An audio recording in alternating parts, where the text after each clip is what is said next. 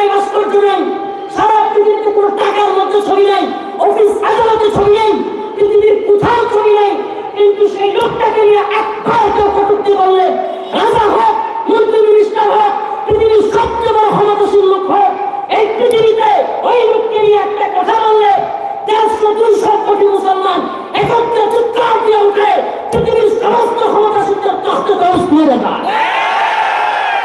একটা ছবি দরকার নেই।